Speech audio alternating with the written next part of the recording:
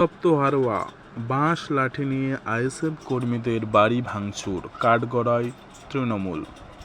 ঘটনাস্থল হারোয়ার বুকজুড়ি গ্রাম পঞ্চায়েতের মাজনপুর এলাকা।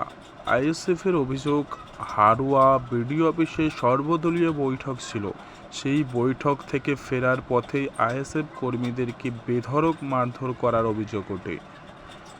আইএসএফ অর্থাৎ ইন্ডিয়ান সেকুলার ফ্রন্ট সহ ভাইজানের সমস্ত রকম খবর পেতে আমাদের এই ইউটিউব চ্যানেলটিকে সাবস্ক্রাইব করে পাশের ঘন্টাটি বাজিয়ে রাখুন। উত্তপ্ত হারোয়া, আইএসএফ ও তৃণমূলের সংঘর্ষ, যার জেরে বোমাবাজি, বাড়ি ভাঙচুরের মতো ঘটনা ঘটল এলাকায়। আহত হয়েছেন আইএসএফের 4 জন থেকে 5 জন কর্মী। অভিযোগ উঠেছে শাসক দলের দিকে, কিন্তু অভিযোগ অস্বীকার করছে তারা।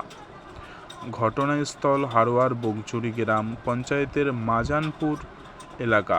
আইএসএফের অভিযোগ, হারোয়া বিডিও অফিসে সর্বদলীয় বৈঠক ছিল। সেই বৈঠক থেকে ফেরার পথেই আইএসএফ কর্মীদেরকে বেধড়ক মারধরার অভিযোগ ওঠে।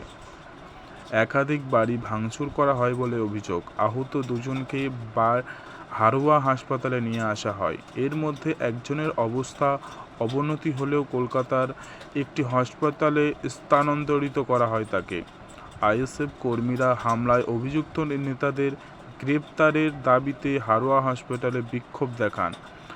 হামলার অভিযোগ অস্বীকার করেছে শাসক দল।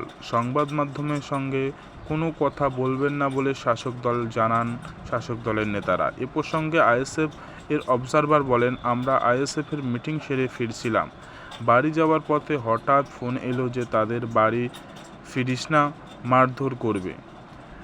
এরপর তৃণমূলের লোকজন আমাদের বাড়িতে না পেয়ে 7 থেকে 8 জনের বাড়ি পুরো তছরূপ করা হয়েছে, পুরো ভেঙে দিয়েছে।